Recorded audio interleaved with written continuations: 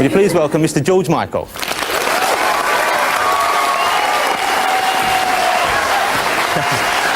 it right in.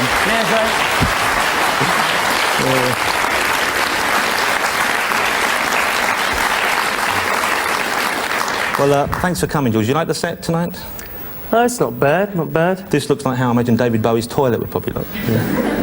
Anyway, I was just talking about the single there, and for those people who might not have heard it yet, or might have not listened to it very closely, tell us what it's actually about. Those who might not have heard it. Yeah.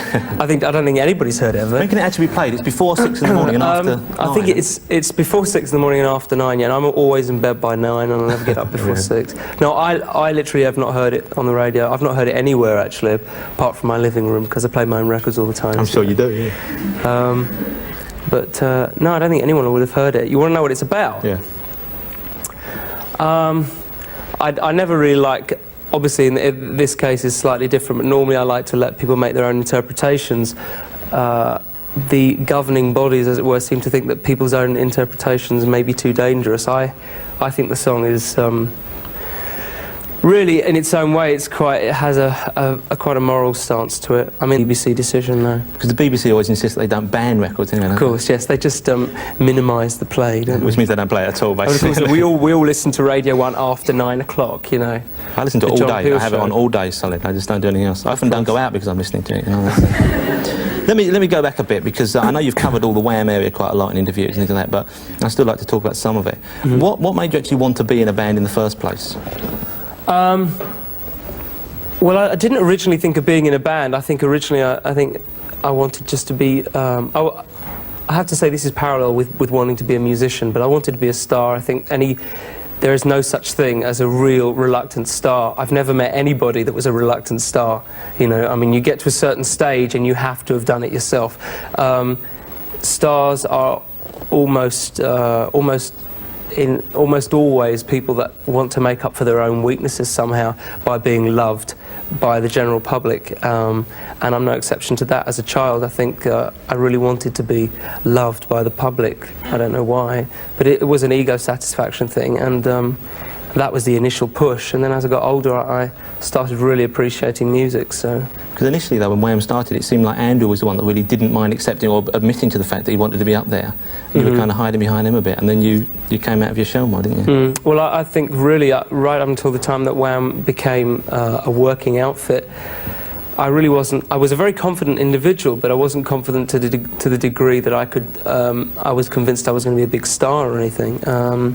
I was convinced I would be successful as a musician, as a writer, because I was writing from very early on. I was always convinced that the material I was writing, someone else would want to make some money out of, basically. I was waiting to be discovered and exploited, you know. You had a lot of confidence in yourself, didn't you? Well, I did, yeah. I was really cocky from the musical point of view. As a person, and in the idea of being a star, I really didn't know quite how I was going to do it. I thought I would just have to kind of wing it, you know, which I did for quite a while. So when did it hit you, then, that you would be a big star, that you were going to make it big in your own right? I think having established that Wham was going to be a successful group with the first couple of singles, I think that it really dawned on me probably after about 6 or 8 months that there was something really big to come out of it. I'd never really seen stardom above Top of the Pops, you know. Was it fun doing Top of the Pops the first few times? First few times, I remember that feeling really, well, the first time especially, I remember the feeling really, really well of standing there and just thinking, Christ, you know, I've wanted to do this since I was like 6 years old. I've watched people doing this, and I'm actually here. Well, the first thing was looking around me and seeing how crummy the studio was. But I didn't actually mind, you know, once I was actually up there. I think it showed in the first performance that Andrew and I did with the two girls that we'd been waiting for a long time, you know. It kind of all came out in that performance. Because I remember seeing it, it looked like there were just a couple of people who'd been in the audience who were dragged out to start dancing in the centre, didn't it? Well, I wouldn't be quite so rude to them as that, no. But you're probably right. When was, what, you were talking about your early songwriting, what was the first song you ever wrote? The very first song I ever wrote, actually the very first song I ever wrote was when I was about 6 or 7 years old. How old were you when you wrote Careless Whispers then? I was 17. When 17 I when you were? yeah. Because a lot of your songs like that, they deal with like the breakup of relationships. And did you have much experience to draw on? Were you just sort of going from soap operas? Or? One of the things about Careless Whisper, what was that? Well, it's got a kind of dynasty theme, doesn't it? A lot of the stuff was very much like, you know, big love affair and breaking up and the guilt and the heartache afterwards. Like you know, Smokey Robinson's songs are the same sort of thing. But I wondered whether you'd actually lived through any of that, or whether you just got it from TV and... Well, I think it was one of the reasons that I can't actually relate to Careless Whisper myself as well as a lot of other people seem to, because it is obviously still the one that people come up to me and say, oh, Careless Whisper, you know. It's very frightening actually to think that that's the song that people refer to, and it's like 7 years old now. It's like, have I not written anything in 7 years? Yeah. You know? But the reason I don't feel the way about it that some other people do is that it was a very precocious lyric. It came probably, you know, because I said I didn't really mean it. It's a lovely pop song, though, isn't it? Oh yeah, it's brought in the Accas, you know. I'm sure it has. Ever since. You know, I was watching some tapes of like early performances, and I was looking at you on stage touring with Wham, and when you did the Tube and things like that. And you do look totally different in terms of your attitude. You really are like a kind of lad going for it in a big way. Very different. I mean, I think people tend. Some of the things I often look at the people's different views on my career to date and views of me as a person at the moment, and sometimes I have to remind myself when I'm feeling extremely hurt by things I read or hear that I am 23 and I am still making a lot of mistakes, and God knows I made some really bad mistakes the last 3 or 4 years. There are certainly parts of my career which I find very hard to watch or to listen to, but I do feel that people are very they're very unwilling to accept that I am still learning, and that I don't really expect to be totally comfortable with my career for a few years to come, you know. Because you really had to grow up in public, haven't you? It's all been... Yeah, well I still am, you know, I still am, and people do tend to forget that, you know. What things in particular do you really regret? Well, there's quite a few actually. I mean, I look at videos such as Wake Me Up Before You Go Go. Snigger, you know. I mean, it's like that wasn't that bad, George, I mean, it worked. I mean, as a video, it worked, and it sold a few, didn't it? Again, it sold a few. No, I'm not talking about the record here. I'm very proud of that record as a pop song. But looking at the presentation of it, Andrew and I like camping it up like crazy. I look at it and it's not really me. I mean, I can't believe it was me then either. It's certainly not me now. So quite a lot of criticism towards the end of Wham. People were saying, oh, he was just living off your talent and like living in the shadow of you. Were you very conscious of that? The thing was, we were having good fun. We were winding people up. The press loved the idea of the two separate entities and working them against each other, and sometimes, you know, making out that we were pals, and sometimes making out we were enemies. We just laughed our way through the whole thing, and when it came to an end, it was simply because musically I had actually had enough. And that I understood that from a musical point of view things were going to go downhill because I was no longer, well, neither of us were teenagers anymore, and we were both getting a lot older mentally than perhaps we would have done in 3 or 4 years of like a normal life. But I felt, especially at that time, I was going through a bit of a hard time, and I felt already about 50, you know, and I thought this is going to be a bit of a joke. But there was never any question that we would finish the group before its a normal lifespan, because it was not a musical entity. It was an image entity. It was a group that was based around an image and music, but that one wouldn't work without the other. And the image had to be two young guys, you know, having a good laugh, having a good time. And when that became boring for us, it was soon going to become boring for other people. So. Not only boring though, but was it also that the stuff you were writing and the attitude you were taking was no longer suited to that image? Well, it was that. It was becoming slightly more mature, and also I found it incredibly difficult to write for the group image when I was writing much more personal lyrics, and it just seemed strange to have me singing such personal lyrics ahead of this two-man group.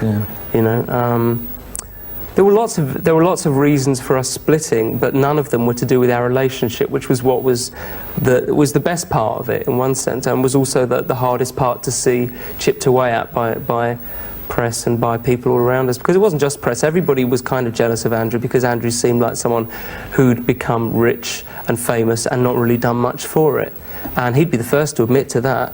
But you know, the only real person I think that had a right to complain about that, if anybody, would have been me, and I was not going to complain about it because it didn't worry me, and you know, he was still one of my best friends. So when it came to an end, to have people all around us saying, yeah, well, you know, you'd had enough of him, hadn't you, George? You know, it was very grating. A bit strange, didn't it? You know, you got back together again recently to play an AIDS concert, didn't you? Benefit. Do you think you'd get back together to perform for any other reasons? I'd love to. I'd love to do another Wham gig in a couple of years' time. Well, like the final one, that'd be. Yeah, it would be wonderful. It would be absolutely brilliant. I mean, there are a lot of those songs when we were playing during the final last year. I remember thinking, the real sad thing about it was there were some of those songs that I would never play again. Yeah. You know, and it would be nice to think I will be able to play them with Andrew again. Yeah. Also, it was a great atmosphere that day. It was amazing. I've never felt anything like it. It was just so fantastic to see that an awful lot of the people that were there because Wham represented that part of their youth to them, you know, and they could see something was coming to an end, and that was it was really moving, you know, for me. It was. I enjoyed it. I wasn't there 'cause it represented part of my youth. I was there 'cause I had a scarf. I saw you actually. Yeah. You recognised me, didn't you? Yeah, that's right. Yeah. I was the one at the back of Wembley Stadium. You were the one that spat at me. Especially with the new single. Yeah. You've always projected a very sexual sort of image. Do you think I would kind of disagree there. Would you disagree? Well, I suppose so. Maybe it was sexy to some people. I think it was incredibly asexual, really. I think it was, someone described the same situation in another group, that it's not really a great deal of fun being in your 20s and being sex idol to thousands of virgins. So you don't see yourself as a particularly sexy person then? I don't see myself as a bit why I should be particularly sexy to virgins. I'm not saying I don't see. I mean, who considers? I mean, I've met a few people that consider themselves to be very sexy, but you know, I don't think there are many people that do. Yeah, you were talking about 13-year-old virgins. When did you lose your virginity? You mean you haven't really... I mean, come on, this was in the Sun about 2 years ago. You had your virginity when you were 12, didn't you? You lost your virginity. Yeah, I actually was closer to 13, you know, I was really pushing it there. 12. I was trying to make myself a little bit more macho, you know, 12. I don't think I could walk when I was 13, never mind... I couldn't walk for a couple of weeks afterwards. No, actually, it was one of those horrifically embarrassing early experiences, and as I've said before, nothing happened for years after. I was terrified for years afterwards. But it was just one of those chance meetings, and actually I looked a lot older than I was. I was actually this height. I'm just under 6 foot, and I was this height when I was about 15 and a half. So at 12, even at 12, I think I must have been about 5'10". Well, no, maybe not that. It's quite tall for 12, isn't it? 5'10". I think it's good. Stop trying to rewrite history, George. I was tall anyway. I looked older. I probably looked about 14 or 15, and the girl in question was definitely that age. But you didn't enjoy it that much. It was not. It was horrific. But I think maybe most people's first time probably is, though, don't you? Oh yeah. I mean, anybody who tells you any different is almost certainly lying.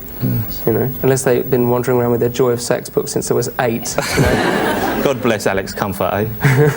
Yeah. I read that you went through a fairly promiscuous period for a while when Wham was kind of just hitting it big. I mean, did you enjoy that? Well, I was enjoying a certain amount of the day, I suppose. Do you get annoyed that people like me... Who told you that, Jonathan? I've been talking.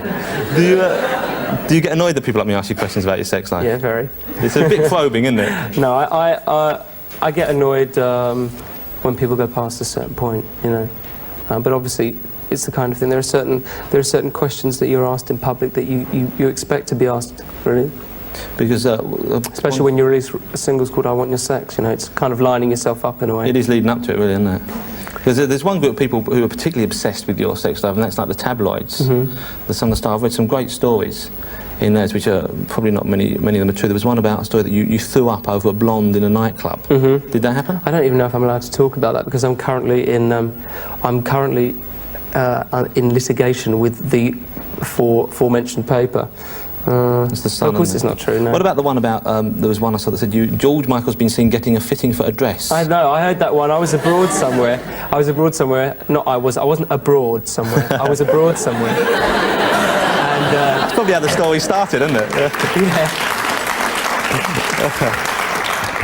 No, I was on holiday and somebody read me this clipping on the phone. And it started off about, we've received word that George has taken the plunge, and it was all full of wonderful puns. And I waited for it said about me going for a fitting for a dress, and I was waiting on the end of this line for the punchline. I waited. There was this kind of silence at the end of the phone. I said and they said that's it. It's just there. It was like a statement of fact that I had gone for a fitting for a dress, and I had my second fitting in a couple of weeks' time or something. Is it a nice dress? I don't know what colour it was or whatever. I hope it was off the shoulder. I hope it was. Pretty little goatee now, wasn't it? Do you still do interviews for any of the tabloids out there? I haven't. That's something that it's so frustrating because you can't act upon everything you read in the papers, but every time you will see a quote from George Michael, every time you will see an inverted commas quote from George Michael, it will be something that they have decided to write, because I have not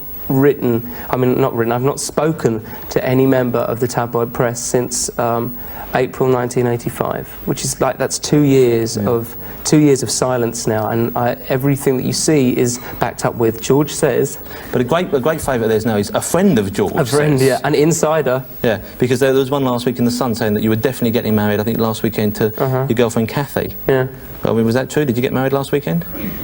Well, not unless I wasn't invited, I'm not planning on getting married now. I don't understand where that came from. I read that story on the front page. Probably your friend said, that's what it was. Oh yeah, it was one of my friends, one of my best friends, yeah. Do you think they can do you much damage in your career, by the stories they make up? Yeah, they can. Obviously they can do a certain amount of damage. I've got to the point where I've decided, because just about everything that's written about me has a little side comment to it these days, or a vicious angle.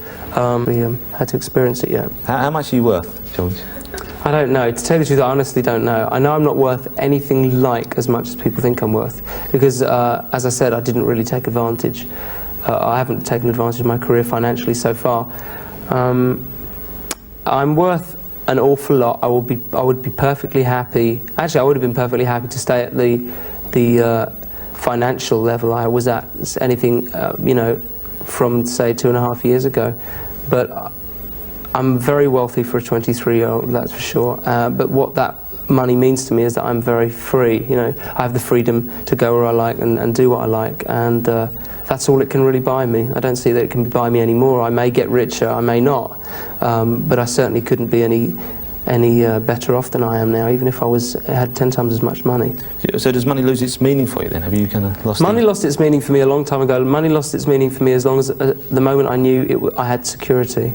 I'm really not a very financial person at all, in that I don't do things for money. I think it would be pretty fair to say that of the people that were introduced to the British public in 1984, of that big year, you're talking about 5 major bands. I'm actually still the only person who's not left the country for any financial reasons. Why aren't you a tax exile? Because, as I say, money doesn't mean enough to me to tell me where I'm going to wake up in the morning, and people see me as being very kind of, they see me as representing success and wealth, but the wealth part of it, I mean, I wanted to be a star desperately. I never desperately wanted to be rich, and I'm certainly not going to complain about the money that's come my way, but it really isn't a major part of my thinking. I can say it with my hand on my heart. I believe you anyway. Hand on my bank account. Listen, I think just 17, I think. Well, I mean, it is quite cheeky, but I mean, it's not. I wouldn't have thought it was strong enough to be banned, really. No, exactly. It's not exactly. And the message is pretty clear. I mean, it's all up there for everyone to see at the end, isn't it? It's true. I feel kind of embarrassed about all the publicity, because I think it makes people ready for something a lot raunchier, and I didn't try and do something that was going to get banned. I really tried to make this as close to the I tried to get it real borderline, and again, the only thing I wasn't sure about was Top of the Pops, but I think it really is we actually had it looked at by the British Film Board, and they gave it a 15 rating, which makes quite a mockery of this whole thing. The fact that it's been banned from TV, yeah. I mean, AIDS has now prompted people to start examining relationships a bit more closely, perhaps, than they did before. Monogamy now is fairly hip, isn't it? I mean, would you have written a song praising monogamy if it wasn't for AIDS, do you think? I don't know, it didn't really occur to me before. I probably wouldn't have introduced the idea of monogamy into the video and the record a year ago, because I wouldn't have seen it as a necessity, and I've always thought that as it's just a personal point of view. How frightened are you personally by AIDS? Have you actually had an AIDS test? No, I haven't, no. I think I'd have one if I had been, I think it's fairly safe to say that the period in which I was, let's say, unselective, it was a long way back, and it was in London at a time when I don't think it's not really a genuine threat. If I had been in that same period of time, because I remember actually, to be perfectly honest, when I first went to New York, I was terrified of herpes. Yeah. I remember coming home. Herpes seemed quite friendly now, doesn't it? It does, doesn't it? It's a bit like you know, having flu or something. Yeah. Because you've got a cold now, haven't you? Because I didn't actually use that to introduce the There was a good link in there. It was a good link. I just thought your voice was sexy today. Yeah, I know. My voice is very deep today. It's because I have a cold. It's not because I'm trying to play up this macho image, you know. But no, I was terrified of herpes. I remember coming back from New York. I actually did go. My family are in the audience now. I actually went to the doctor. I went to the doctor with Andrew when I came back from New York the first time, because I was terrified about that. But even that was just from one stray night in New York, and I was terrified, you know. So I mean, that was 5 years ago. I've never played the field in America or abroad, actually, and so I'm not really worried. If I had been basically screwing around when I've been travelling, I think I would have had a test by now. You know, I think you can make your own judgment as to those things. Did you used to use a condom when you were sort of unselective, or do you use one now? and what brand? I don't know if I should answer that question. All right, I'll answer the question. Yes, I do. Yes. He said, yes, I do. He said, I'm not ashamed of it. Do you want to show me how to put one on afterwards? Actually, no, have you seen those you know those Jiffy things? Yeah. You know the Jiffy like a cigarette pack thing. I know. I mean, you could do without. I tell you, I mean, I think they're fun because they've made them like cigarette boxes and everything, and you see people like in clubs staring at them like, you know. But the worst thing, have you seen the diagrams on the inside? No, I haven't. Look, if you ever get a Jiffy thing, look at the third diagram. It's enough to put you off. It's enough to put you off. It's disgusting. I think it worries me in the cigarette packs. I think people get them out and start rolling their own down there. So it won't light. Let me just ask you a little bit about your future. You're thinking of moving into acting, aren't you? In a few years' time. Well, I wasn't really thinking about it, no. I thought you were hoping to go that way. I thought you were well, I mean, people parts. send me scripts of things. The latest one I've had is I've been offered the role of a Greek Jewish revolutionary. That's serious, it's the truth, you know. And sounds tailor-made for you. It does, doesn't it, really? Only could be a moderate revolutionary. That's yeah. I've not been sent anything. I've not been sent anything that's vaguely tempting yet. There are the kind of films that I would like to be in are not the kind of films that people see me in. Everyone sees me playing something that's very kind of big budget and a vehicle for my career, and I don't believe I need a vehicle for my career. I think my career has got to depend on my music, and I think film careers, if they're not extremely carefully planned and if they're not extremely credible, can work against your musical career, even if you're making great music, and I don't want to take that risk. You know, I've got lots more music to make.